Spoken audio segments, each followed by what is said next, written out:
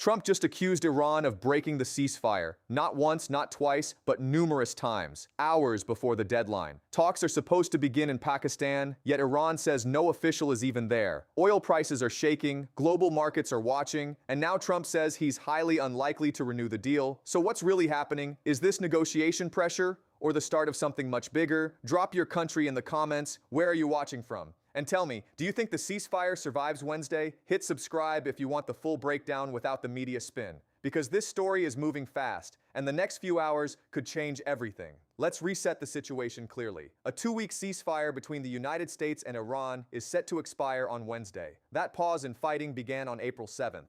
Now, just before the clock runs out, President Trump posted on Truth Social claiming Iran violated the ceasefire numerous times. At the same time, reports say a new round of talks may happen in Islamabad, Pakistan. Here's where it gets strange. The Associated Press says regional officials claim both sides signaled they would attend. Yet neither Washington nor Tehran has publicly confirmed the meeting. Iranian state television even denied that any official was already in Pakistan's capital. Meanwhile, Germany is openly urging Iran to show up.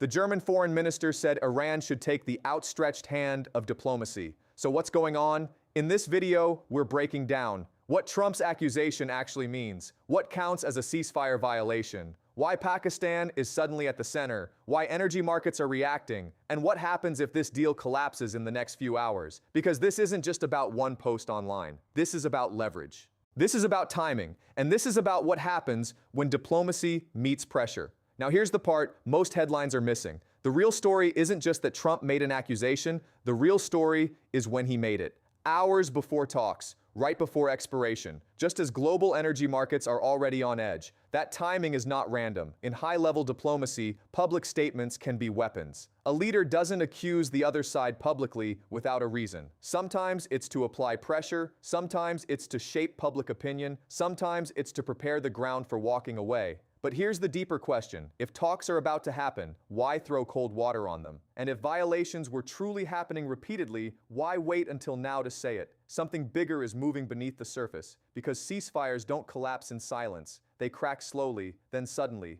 Let me show you what might really be happening behind the scenes. Trump didn't whisper this. He posted it publicly. Iran has violated the ceasefire numerous times. That word, numerous, matters. It suggests a pattern, not an accident, not one stray rocket, repeated action. Then came the second punch. He told Bloomberg he's highly unlikely to renew the ceasefire when it expires Wednesday. That's powerful language. Not reviewing, not considering, highly unlikely. So what does that signal? In diplomacy, words are tools. Public accusations before negotiations can serve 3 purposes. First, pressure. Call out violations so the other side feels exposed. Second, leverage. If talks fail, you've already built your justification.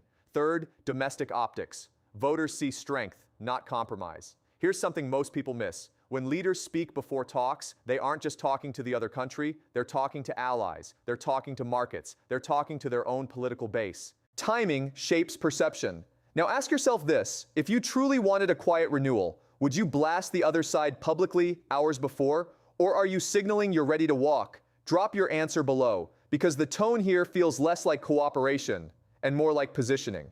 Let's get technical. A ceasefire is not just stop fighting, it's a written framework. It outlines no missile launches, no drone strikes, no troop movements in certain zones, no targeting of infrastructure, no proxy aggression. Here's where it gets complicated. Modern ceasefires are monitored using ISR systems. ISR stands for intelligence, surveillance, and reconnaissance. Satellites detect heat signatures from missile launches within seconds. Naval radar systems track ship movements in choke points like the Strait of Hormuz. Signal intelligence intercepts encrypted communications. Drones patrol sensitive areas 24/7. So when someone says numerous violations, that usually means evidence exists. But here's the gray zone, proxy groups. If a militia aligned with Iran fires rockets, is that Tehran's fault? Officially, Iran may deny control. Unofficially, influence is often strong. This creates something called plausible deniability. That's when a country benefits from action without claiming it. It muddies accountability. Another layer, small-scale actions. A single drone test, naval harassment, cyber operations. Some ceasefires define these clearly, others leave room for interpretation, which means both sides can claim the other crossed the line. Here's the real insider truth. Ceasefires don't break with massive explosions first. They erode through minor infractions. Test, probe, push, see how the other side reacts. That slow pressure builds tension until one moment becomes the breaking point. So when Trump says numerous violations, he could mean drone activity. Naval interference, proxy strikes, intelligence intercepts, or something classified we don't see. Question for you. If proxy forces act, should the main government be blamed? Comment yes or no, because that debate changes everything.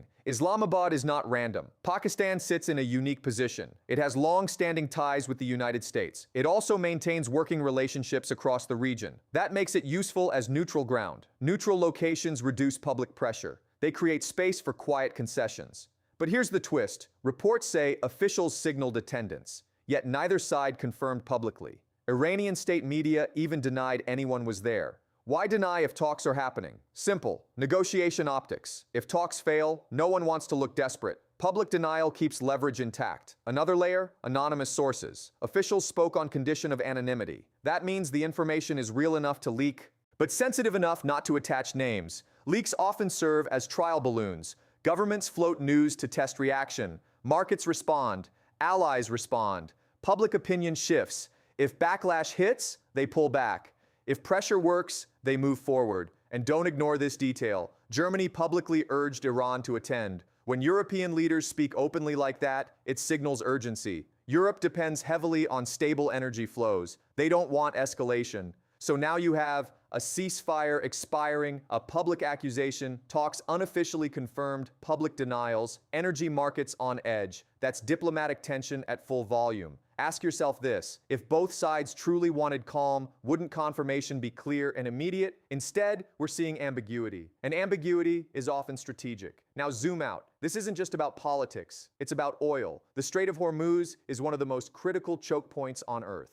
Roughly 20% of global oil supply passes through that narrow waterway. That's 1 in every 5 barrels. Any threat there sends shockwaves worldwide. Here's what most people don't understand. Markets move before missiles. Oil futures react instantly to risk. Even rumors raise prices. Insurance premiums for tankers spike within hours. Shipping companies reroute vessels. That increases travel time. Longer routes mean higher fuel costs. Higher fuel costs mean higher consumer prices. The UN Secretary General called this the most severe energy crisis in a generation. Fuel price chaos, climate tensions, economic strain, all linked. Here's an insider detail. Energy traders use geopolitical risk models. They assign probabilities to escalation. If ceasefire renewal odds drop, prices climb. Not because fighting resumed, but because risk increased. That's how fragile the system is. One statement, one accusation, and global inflation pressure rises. Have you noticed gas prices changing near you? Comment your city and price per gallon, because this conflict is hitting wallets far from the battlefield. At the center of all this sits one explosive issue: uranium enrichment. Civilian nuclear energy requires enrichment around 3 to 5%. Medical research reactors use higher levels. Weapons-grade material requires about 90%. Reports suggest Iran has enriched uranium up to 60% in recent years. That's not weapons-grade, but it's much closer than standard civilian use. The United States wants enrichment scaled back. Iran says it has the right to peaceful nuclear development. This dispute fuels distrust, and it's likely part of what's behind the ceasefire tension, because military pressure and nuclear negotiations often move together. Increase pressure, push for concessions, reduce enrichment, ease sanctions. That's the cycle. If talks collapse, nuclear escalation fears grow. And that shifts global security dynamics instantly. So here's the big question. Is this ceasefire about stopping attacks or about forcing movement on nuclear terms? Think carefully, because the answer shapes what happens next. Wednesday arrives, no renewal, then what? Scenario 1, limited strikes resume, short targeted operations, controlled escalation. Scenario 2, proxy forces increase activity, rocket fire, drone attacks, regional instability spreads. Scenario 3, naval confrontation in Hormuz. That would shake markets violently. Scenario 4, diplomatic collapse, sanctions tighten, allies choose sides. Here's the dangerous part. Escalation rarely stays contained. Miscommunication triggers overreaction. Overreaction triggers retaliation. That chain moves fast. Now combine that with election year politics. Strong posture plays well domestically, but conflict carries risks. So ask yourself, is this negotiation strategy? Or is the door quietly closing? Drop your prediction below. Renewal or rupture? Let's bring it together. Trump says Iran violated the ceasefire repeatedly. Talks may happen in Pakistan, but nothing is officially confirmed. Germany urges diplomacy. Energy markets brace for impact. The nuclear issue remains unresolved, and the deadline is hours away. This isn't just a regional story. It affects oil prices, Global markets, political strategy, and potentially the stability of the Middle East. We are watching a pressure moment. If talks succeed, tensions cool. If they fail, the next phase begins, and the world will feel it. Subscribe now if you want real-time breakdowns as this develops. Comment your prediction before Wednesday hits. Share this with someone following global politics, because when diplomacy and deadlines collide, history tends to move fast, and we're about to find out which direction it goes.